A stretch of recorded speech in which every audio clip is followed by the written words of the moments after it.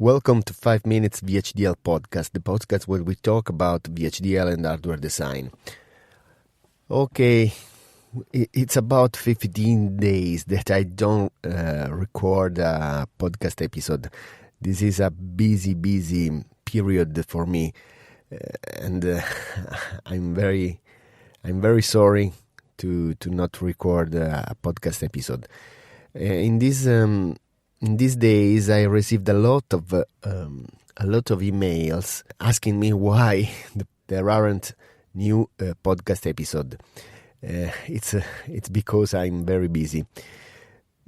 By the way, I received a lot of email asking me many questions. So before going ahead with the podcast roadmap, I wish to answer some question. One question is from Sandip.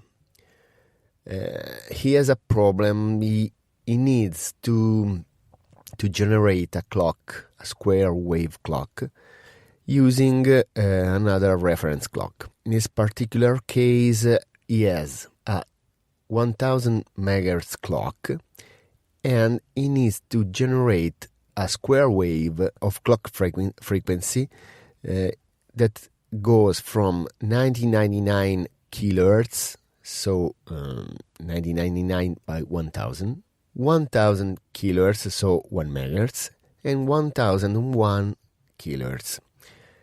It needs to implement in VHDL in a board.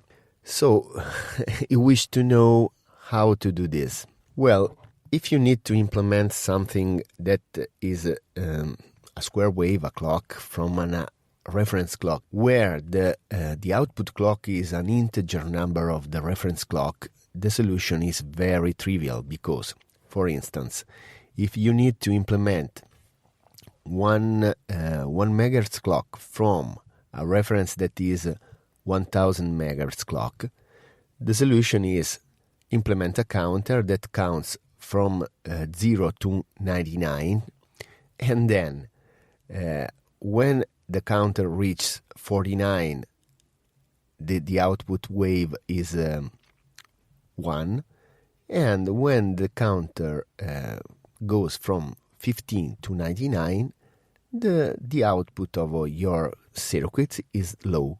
So you implement a square wave of 50% duty cycle, going up and down, and dividing the reference clock by 1000. So 1000 divided by 1000 is 1. So a reference clock of 1000 megahertz provides you a divided clock of 1 megahertz. And that's it. It is not an issue.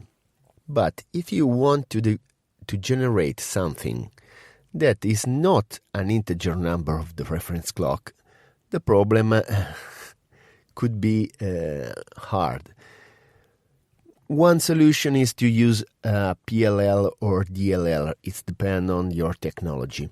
In this case, you can use a reference clock of 1000 megahertz, and using the PLL or DLL, it depends on the technology are you using, you can generate the output clock.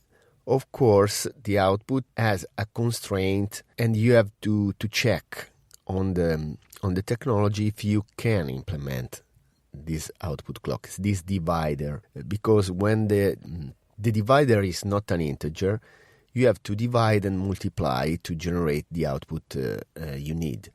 And when the frequency is very close to an integer division, this is a problem because you have to multiply and divide by a number that is very close to the divider, the integer divider. So not all the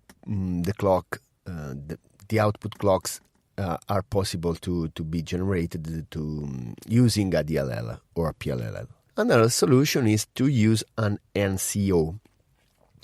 I put in the podcast episode description my post on NCO.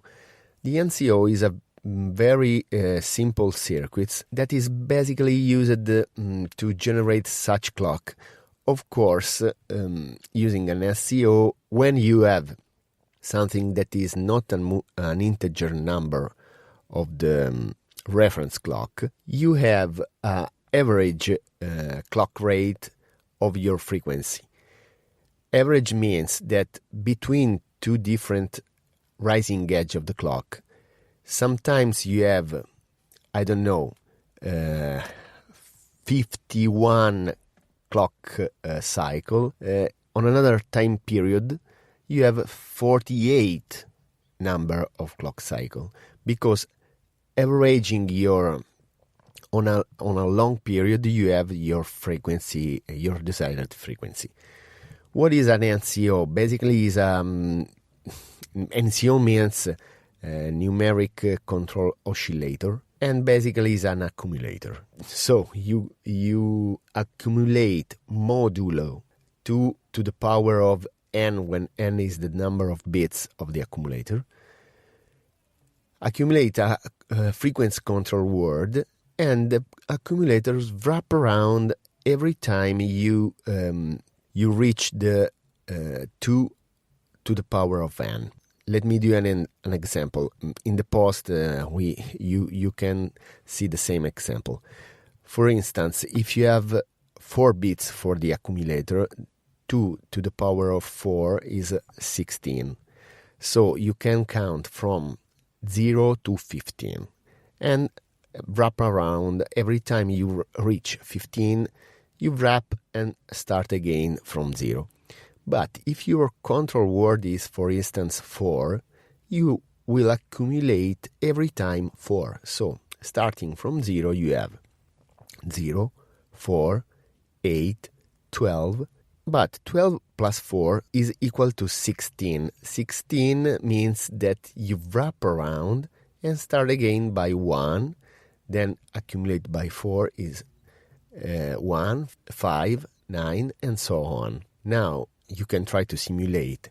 If you take the most significant bit of your accumulator, these bits will vary with the frequency of your accumulator, where the frequency of the accumulator is given by a simple equation. The frequency is your frequency control word divided by 2 to the number of the bits of the accumulator by the clock frequency. For instance, if you have a clock frequency of 1 MHz and your frequency control word is 4, now we have for 4 bits, we have 4 divided by 16 is 1/4.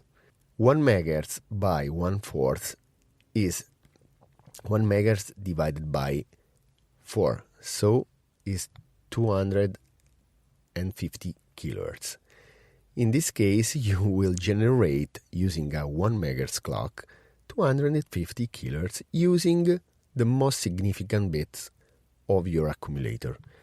In the post, you will see many examples of control word frequency. As you can imagine, the precision of your NCO depends on the number of bits you use. Using a small number of bits, you can't reach an X resolution, so an X precision. Using many bits, you can reach higher resolution. For instance, if you have 1000 MHz clock and you use a 32-bit accumulator, you can reach the resolution of 0.023 Hz, because you have to do 1000 MHz divided by 2 to the power of 32. And if you perform this division, you will reach the resolution of 0.023 Hz. So you can step your frequency of 0.023 Hz. Answering the question of Sandip, I hope I pronounced his name correctly. Just using an NCO with the proper number of bits, you have to calculate the number of bits you need in order to reach the resolution you need. taking the most significant bits and letting the NCO to run without any control, in this case you can generate your digital square wave clock. Okay, I think it could be enough, and see you next time. In the episode description I put the reference to the post, and don't forget to join the Telegram channel. See you soon, and ciao.